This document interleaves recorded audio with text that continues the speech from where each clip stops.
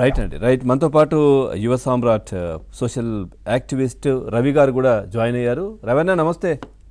నమస్కారం సార్. ఏం మొత్తం మెరిసిపోతుంది వల్ల అనుకున్నది సాధించినందుక? లేదండి, బట్ పాజిటివ్ మూవ్ అండి. ఇక పార్లమెంట్ లో ఏదైతే మన కాదు, మొన్న మనం మాట్లాడినప్పుడు మీరు ఇదంతా అంటే ఎక్కడ వేసిన గొంగలు అక్కడనే అట్లాగే ఉంటుంది, మూమెంట్ ఉండదని చెప్పారు. ఏమనిపిస్తుంది ఇప్పుడు?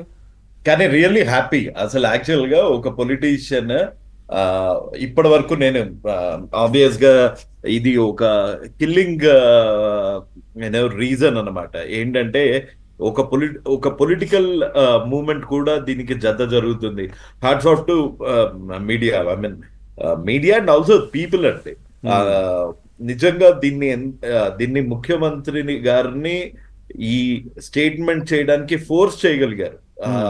మీరు చూసుకుంటే ఒక 2-3 ఇయర్స్ నుంచి ఎవరు చేయలేని పని ప్రజా ఆగ్రహంతో ఇంకా మీడియా దాన్ని రిఫ్లెక్ట్ చేయడం వల్ల ఒక అసెంబ్లీలో చర్చ జరగడం అన్నది మటుకు చాలా శుభ పరిణామం. కానీ మళ్ళీ ఇక్కడ ఒకటి చెప్తున్నాను, నాట్ టు డిగ్రేడ్. ఇది జస్ట్ 0.01% విక్టరీ లాగానే నేను చూస్తున్నాను. ఎందుకంటే ఎప్పుడైతే నోడల్ ఆఫీసర్స్ కి ఒక గైడ్ లైన్స్ రిలీజ్ చేస్తారో, ఎప్పుడైతే ఇది లీగలైజ్ చేస్తారో, ఏంటి ఇన్ని రోజులు బ్యాన్ బెట్టింగ్ యాప్ అని ఇప్పుడు లీగలైజ్ అంటున్నావు అని అనకంటే, కాకపోతే ఇది ఎప్పుడైతే లీగలైజ్ చేసి రెగ్యులేట్ చేయగలుగుతారో 1, 2, 3 లేకపోతే 4 ఇట్లాంటి ఫ్యూ అప్లికేషన్స్ ని అలౌ చేసి దాన్ని పకడ్బందీగా బ్యాన్ చేయగలుగుతారు. ఫర్ ఎగ్జాంపుల్ ఏదన్నా ఏది రెగ్యులేటెడ్ యాప్ కి ఏదన్నా ఎగ్జాంపుల్ ఉంది అంటే అది Dream11 అంటే. అందుకే వాళ్ళు మన ఇండియన్ టీమ్ కి కూడా స్పాన్సర్ అవ్వగలిగారు.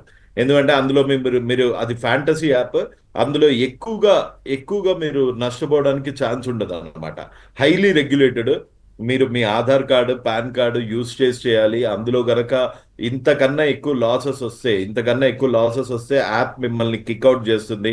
మీరు ఇంకొక ఫేక్ ఐడితోనో లేకపోతే ఇంకొక ఐడితోనో మీరు ఆడటానికి, లేకపోతే ఆ ఫ్యాంటసీ యాప్ ఆడటానికి కూడా వీలుండదు. సో హైలీ రెగ్యులేటెడ్ యాప్ కి ఒక ఎగ్జాంపుల్ Dream11 అండి. సో ఇలాంటి వెరీ ఫ్యూ యాప్స్ తోని గనక ఒకవేళ ఒక రెగ్యులేషన్ కమిటీ, నోడల్ ఆఫీసర్స్ గారు దాని మీద గట్టి చర్య తీసుకొని మిగతా fake IDs or fake applications, ఇంకా మిర్రర్డ్ అప్లికేషన్స్ ని గనక రెస్ట్రిక్ట్ చేయగలిగితే మటుకు చాలా చాలా చాలా ఇది మంచి స్టెప్.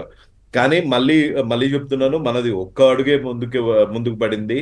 ఇంకా ఇందులో చట్టసభలో రేవంత్ రెడ్డి గారే అన్నారు, ఇది కంటి తుడుపు చర్యే, దీనికి ఎవరు భయపడరు, ఇదేం పెద్ద సెక్షన్స్ కావు, వాళ్ళని విచారించినంత మాత్రాన ఈ సమస్యకి సొల్యూషన్. ఇప్పుడు మీరు చూసుకుంటే గత నెల రోజుల నుంచి ఎవరు బెట్టింగ్ అన్నది ప్రమోట్ చేయలే. కానీ నిన్న మన మేడ్చల్ దగ్గర కూడా ఒక అతను చనిపోయాడు అనమాట. అతని ఆడియో వింటుంటే అయితే మటుకు అసలు గుండె తరుక్కుపోతుంది. లక్ష రూపాయల గురించి అతను రైల్వే పట్టాల మీద తలకాయ పెట్టాడు. 3 ముక్కలు అయ్యాడండి. వాళ్ళ ఫ్రెండ్స్ అక్కడికి వెళ్ళి చూస్తే చాలా హృదయ విదారక దృశ్యం అన్నమాట. సో ఎవరు ప్రమోట్ చేయకపోయినా మన కృష్ణ సార్ అన్నట్టు, అడ్వకేట్ గారు అన్నట్టు, ఎప్పుడైతే ఈ విక్టిమ్స్ అన్న వాళ్ళు ముందుకొచ్చి వాళ్ళు ఎవరి వల్ల ఇన్ఫ్లుయెన్స్ అయ్యారు అన్నది క్లియర్ గా పోలీస్ కంప్లైంట్ ఇవ్వగలిగితే, CCPA గైడ్ లైన్స్ ప్రకారము వాళ్ళ మీద బ్యానే కాదండి, వాళ్ళు ఏ మాధ్యమాన్ని, ఏ మీడియం అయితే యూజ్ చేశారో ఆ అకౌంట్ ని కూడా బ్లాక్ చేసే. అది ఎట్లా తెలుస్తుంది రవి గారు? ఇప్పుడు నేను ఎవరో పేరు చెప్పేస్తాను, ఈయన వల్ల నేను ఇన్ఫ్లుయెన్స్ అయ్యాను, ఈయన వల్ల అయ్యాను. ఫర్ ఎగ్జాంపుల్ నేను ఒక XYZ వల్ల యాప్ ని క్లిక్ చేశాను అనుకోండి. సో ఆ క్లిక్ చేసినందుకు అతనికి డబ్బులు రావాలి కదా. ఇందులో అంతా 60-40 లాగా నడుస్తుందండి. ఇందులో వాళ్ళు దాన్ని కాంట్రాక్ట్ అంటారు, లీగల్ డాక్యుమెంట్ అంటారు. అందుకే ఇంత పెద్ద సెలబ్రిటీస్, ఏది మన ప్రకాష్ రాజ్ గారు లాంటి సెలబ్రిటీ, లేకపోతే రానా గారు లాంటి సెలబ్రిటీ, అసలు మీకు ఒకటి చెప్పాలి అంటే సుడిగాలి సుధీర్